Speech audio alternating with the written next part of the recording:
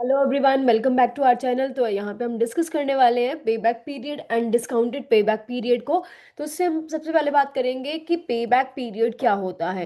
Right. तो इसमें हम क्या करते हैं कि इन्वेस्टमेंट रिकवर कितने सालों में हो रही है वो हम यहाँ पे देखते हैं। देखो, इसमें देखा जाता है कि कैश फ्लो जो आ रहा है, जो भी हमने प्रोजेक्ट में इन्वेस्टमेंट करी है उससे जो कैश फ्लो आ रहा है वो कितने सालों में वो कैश फ्लो हमारी इनिशियल इन्वेस्टमेंट को कवर कर दे रहा है, ये उसमें देखा जाता है पे बैक पीरियड में। तो बोले अगर हम, तो ये सिंपल मेथड होता है जो सिर्फ ये देखता है time taken to recover the initial investment from the projects net cash flow. ठीक है, फॉर्मूला की बात करें, क्योंकि ये सिंपल मेथड है, तो amount to be initially invested, जो भी हमने अमाउंट इनिशियली इन्वेस्ट करी है, divide by estimated annual net cash flow per year जो आ रहा है। सपोज यहाँ पे हम बात कर लेते हैं कि हमने 30,000 जो है वो इनिशियली इन्वेस्ट करा था। राइट।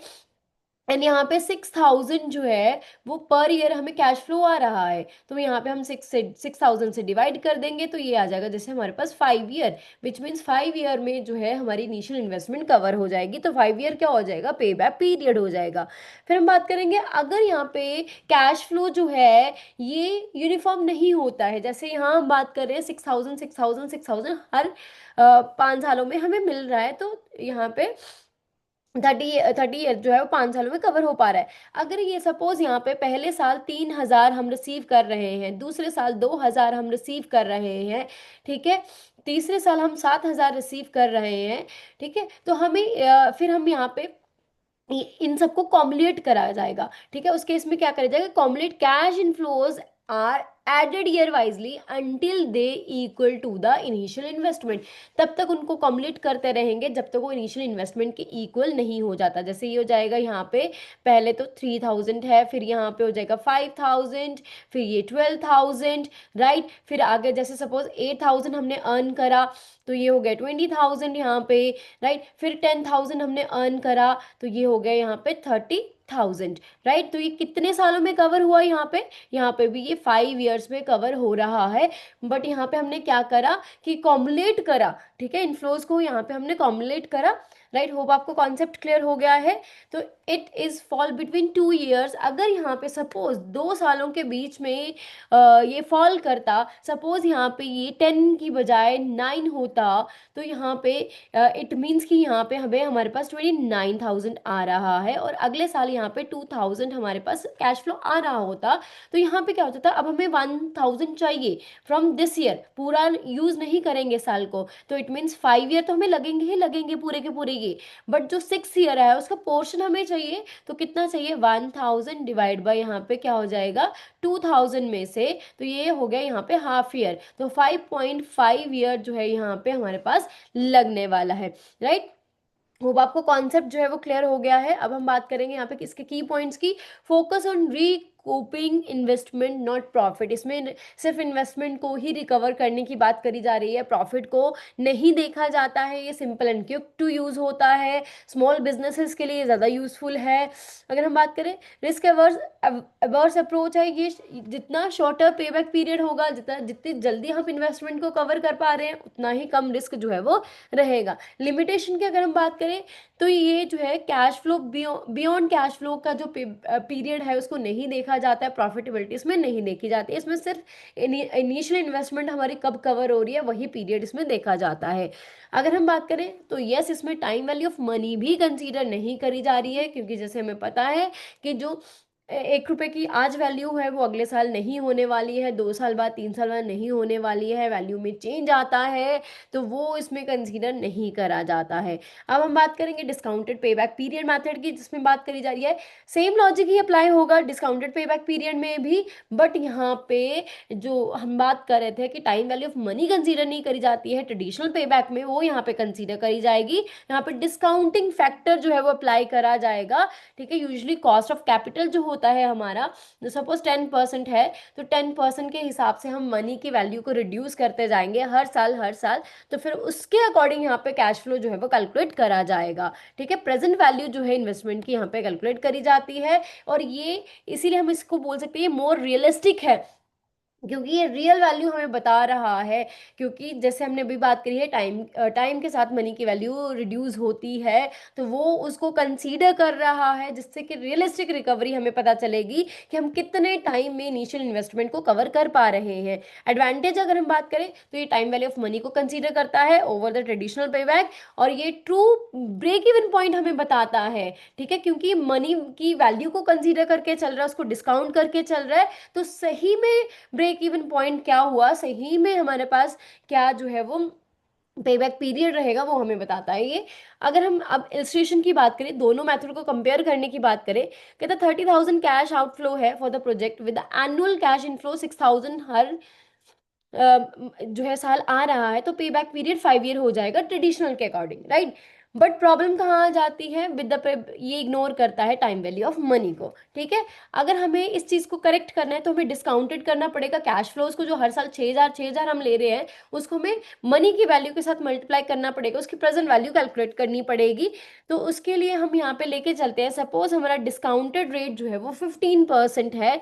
अब 15% डिस्काउंट रेट को लेके चलेंगे तो हमारे पास देखो, अब 6,000 हर साल आ रही है वैल्यू, कहता 15% के हिसाब से एक साल बाद 1 रुपए की वैल्यू 8.870 हो जाएगी, 2 साल के बाद 0.756, तो ऐसे ऐसे ये रिड्यूस होती जाएगी, राइट। उसी के हिसाब से अगर हम कैश फ्लो को जब हम प्रेजेंट वैल्यू में कन्वर्ट करेंगे, तो जो 6,000 हमारा पहले साल में आने वाला है, एक्चुअल में उसकी वैल्यू है यहाँ पे 5,220। ठीक है, नेक्स्ट ईयर जो आने वाली है 6,000, उसकी एक्चुअल में वैल्यू रह जाएगी, प्रेजेंट वैल्यू दैट इज 4,536। तो ऐसे ही वैल्यूज जो है वो रिड्यूस होती जाएंगी। तो इसके अकॉर्डिंग हम अगर देखें तो ये 9 एंड 10 ईयर के बीच में कहीं जाकर, बेसिकली 10 ईयर तक ही अगर हम ले लें, तो 10 ईयर तक ईयर जो है लग रहे हैं यहाँ पे इनिशियल इन्वेस्टमेंट को कवर करने में। बट पे बैक पीरियड जो हमने नॉर्मल देखा था उसमें तो 5 ईयर बता रहा था कि 5 ईयर जो है वो पे बैक पीरियड आ रहा है हमारा। तो इसीलिए हम बोलते हैं कि डिस्काउंटेड पे बैक पीरियड जो है वो मोर रियलिस्टिक होता है, वो हमें ज़्यादा अच्छे से बताता है कि हम कितने ईयर्स में मनी की वैल्यू को रिकवर कर पा रहे हैं, इनिशियल इन्वेस्टमेंट को रिकवर कर पा रहे हैं। तो अगर हम इनके कंपैरिजन देखें कि ट्रेडिशनल पे बैक मैथड और डिस्काउंटेड पे बैक मैथड में कंपैरिजन क्या है, तो ये सिंपल अप्रोच है, ये रियलिस्टिक अप्रोच है। ये time to recover initial outlay, ये सिर्फ वो देखती है कि कब हम इनिशियल आउटले अपना रिकवर कर रहे हैं। ये यहाँ पे देखते हैं recover in present value terms, ये भी वही देख रहा है कि इनिशियल इन्वेस्टमेंट हम कवर कर रहे हैं, कब कब कवर कर पा रहे हैं, कितने टाइम में, बट प्रेजेंट वैल्यू टर्म्स में देखता है ये। ठीक है, और इसका फॉर्मूला आता है investment divide by annual inflow, जो है इनफ्लो, बट इसमें टाइम वैल्यू को कंसीडर करा जाता है, और कैश फ्लो को यहाँ पे पहले डिस्काउंटेड जो है वो करा जाता है। इसमें लिक्विडिटी को जो है वो ज़्यादा प्रेफरेंस दी जाती है, क्योंकि यहाँ पे सिर्फ हमें देखना है कि कब हमारा पे बैक कि कब हमारी इनिशियल इन्वेस्टमेंट कवर हो जा रही है, वही पीरियड देखा जाता है, उसके बाद प्रॉफिट नहीं देखा जाता। बट इसमें रिफाइंड रिस्क असेसमेंट जो है करी जाती है, प्रॉफिट इसमें भी नहीं देखा जाता, बट इसमें रिस्क असेसमेंट जो है वो करी जाती है। फीचर कंपैरिजन अगर हम यहाँ पे करके चले तो उसमें कॉम्प्लेक्सिटी की बात करें तो ये थोड़ा सा कैलकुलेशन इसमें ज़्यादा होती है, क्योंकि इसमें डिस्काउंटेड वैल्यू कैलकुलेट करनी होती है। ये सिंपल एंड क्विक मेथड होता है। टाइम वैल्यू की अगर हम बात करें तो इग्नोर करता है, ये यहाँ पे इंक्लूड करके चलता है। बेस्ट यूज की अगर हम बात करें तो ये स्मॉल बिजनेसेस के लिए यूजफुल ज़्यादा मेथड है जो ट्रेडिशनल पेबैक है। बट जो डिस्काउंटेड पेबैक है ये capital budgeting and realistic break even calculate करने के लिए ज़्यादा यूजफुल मेथड जो है वो रहता है। अगर हम बात करें 30 ईयर्स में मोर देन 10 लाख से भी ज़्यादा बैंकर्स जो है उनको हेल्प मिली है हमारी वीडियोस एंड पीडीएफ की हेल्प से, JIB CIB and bank promotion exam को क्रैक करने में। अगर आप भी हमारे यहाँ पे एग्जाम को क्रैक करना चाहते हैं, उसकी पॉसिबिलिटी को बढ़ाना चाहते हैं, देखो हमारी जो वीडियोस हैं वो फ्री ऑफ कॉस्ट यूट्यूब पे अवेलेबल हैं, बट लेकिन अगर आप हमारे updated version of the videos चाहते हैं तो उसके लिए आपको NSToor-School-of-Banking.com पे आना पड़ेगा। इससे आपको बेनिफिट क्या होगा कि आपके एग्जाम को क्रैक करने की जो पॉसिबिलिटी है वो आपकी और बढ़ जाएगी। तो अब हम बात कर लेते हैं कुछ क्वेश्चंस की। पहला क्वेश्चन है यहाँ पे, which of the following statement correctly highlight limitation of the traditional pay back period method. ठीक है, इसमें पहला बोला जा रहा है it ignore cash flow accruing after the recovery of initial investment. दूसरा, it assumes the time value of money unless explicitly stated it can't rank mutually exclusive projects accurately when project size differs. Now it always yield a shorter period than discounted payback period. तो yes, A and C यहाँ पे क्या है, correct options हैं, B and D are incorrect options. अगले question की बात कर लेते हैं जिसमें बोला जा रहा है which of the following best explain by the discounted payback period is always equal to or longer than the traditional payback period. क्यों लॉन्गर होता है? ठीक है, discounted reduce future cash flow, causing slower cumulative recovery, traditional payback overstate करता है initial investment due to inflation adjustment, discounted payback assume करता है future cash flow are reinvestment at IRR, traditional payback जो है include करता है opportunity cost but discounted payback ignore it. तो option A यहाँ पे करेक्ट ऑप्शन है। इसमें क्या होता है कि फ्यूचर कैश फ्लो की वैल्यू जो है वो रिड्यूस हो जाती है डिस्काउंटिंग करने से। अब हम बात करेंगे अगले क्वेश्चन की जिसमें बोला जा रहा है bank evaluate a risky project using pay back and discounted पे बैक पीरियड मेथड। तो if the project has a short pay back period but a significant longer discounted payback period, what is the most appropriate interpretation? पहला, a project generate large early cash flow and smaller later flows. The project cash inflows are heavily backloaded and less valuable in PV terms. Traditional payback understates risk due to not accounting for TVM. Discounted payback overstate risk by discounting cash flows twice.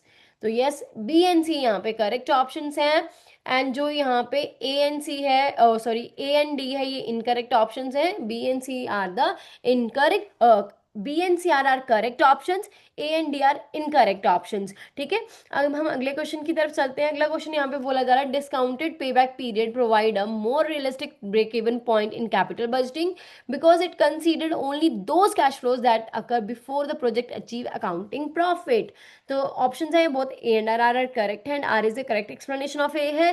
Both A and R correct है but R is not a correct explanation of A is true but R is false, A is false but R is true. Yes, option C यहाँ पे correct है क्योंकि ए तो correct है कि discounted payback period जो है वो हमें रियलिस्टिक ब्रेक इवन पॉइंट जो है वो बताता है कैपिटल बजटिंग में। तो जो इसके रीजन था यहाँ पे कि it because it consider only those cash flows that occur before project achieve accounting profit. तो ये यहाँ पे रॉन्ग है, इसमें हम अकाउंटिंग प्रॉफिट नहीं कैश फ्लोज को ही कंसीडर करके चलते हैं एंड डिस्काउंटेड कैश फ्लोज को कंसीडर करके चलते हैं। So that's all, thank you very much.